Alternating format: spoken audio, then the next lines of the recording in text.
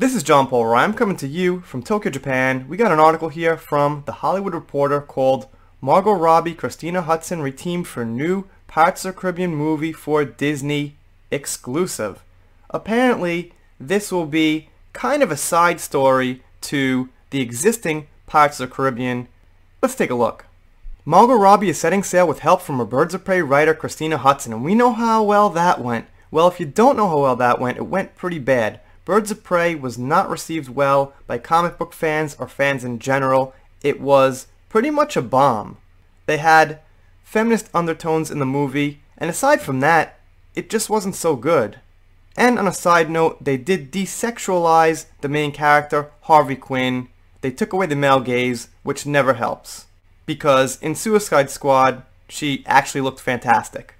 Hudson has been tapped to write a new female-fronted Pirates of the Caribbean for Disney with Robbie attached to star. While plot details are being kept in Davy Jones' locker, the project in early development is not intended to be a spin-off of the long-running franchise that had Pirate Jack Sparrow at its center, but rather a wholly original story with new characters under the Pirates moniker itself, inspired by the long-running attraction at Disneyland. We all know how that goes.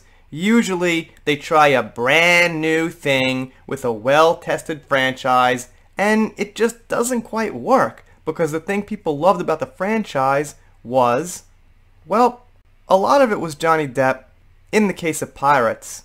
But people aren't really looking for old franchises to go in great new directions. That's what we want new franchises for. That's been the whole mistake, I think, since The Force Awakens with Star Wars, is they tried to take everything in kind of a new direction, and that's not what we wanted.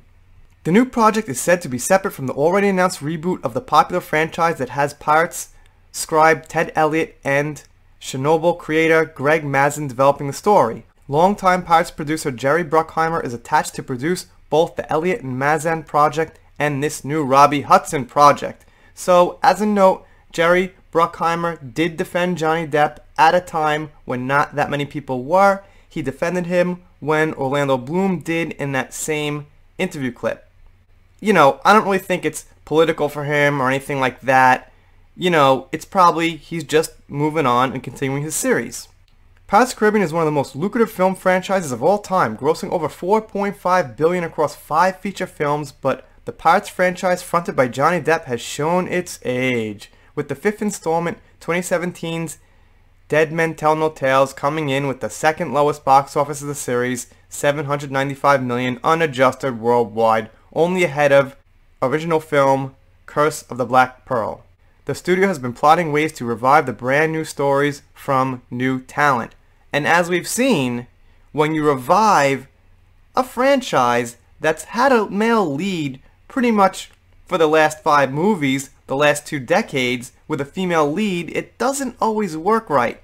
Not because it's a woman, but because people have grown to love that male character in the lead. Now, if they had Johnny Depp come in and kind of make a cameo, something like that, maybe pass along the torch or something to these new characters for the new feature film and this one, maybe that could work if it's done respectfully. But if it's just like, he's gone, he ran away, he's a wimp now kind of thing, might not work so well.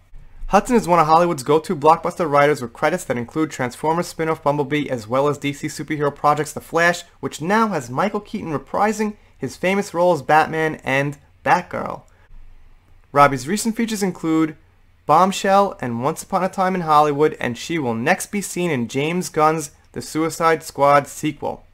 In addition to collaborating on Birds of Prey, Robbie and Hudson together in 2019 launched the Lucky Exports Pitch Program, a new initiative aimed at getting more female-identifying writers hired by studios to write action-centric movies. That's cool. I mean, I hope they do. I hope it goes well. I'm just a little bit skeptical about the audiences for action movies because traditionally they've been men. When you've got franchises like Fast and the Furious, for example, I'm going to guess that a lot of the audience for that is men. James Bond is another example. A lot of the audience for James Bond is men. So if you're going to bring in female writers, they should be women who really like action movies, not women who want to write because they want to be women writing in an industry or a genre in an industry that's dominated by men. So in other words, they should want women to write action movies for the right reasons. Personally, and you could tell me, when I was growing up, when I think about all the girls I was friends with, yeah, sure, some of them liked action movies. You don't see girls like, I don't like action movies, not at all. But I didn't meet too many girls who were into action movies as a hobby, who collected them, who talked about them, who knew the characters, who really looked forward to the next one. That was guys. Sure, girls liked them, don't get me wrong. They went with their boyfriend, or, they owned a few in their collection, a few select few, but it wasn't like their main thing. It wasn't like something chicks were like so into, like, oh my god, I'm an action movie girl. That didn't really happen so much. So that's why it just leaves me a little skeptical about the audience. Anyway, you guys, let me know what you think down below. Doing shoutouts, special thanks, things like that. If you subscribe, I'll be pretty happy about it. If you don't subscribe, well, I'll be sad, but I'll move on, make a new video. See you next time.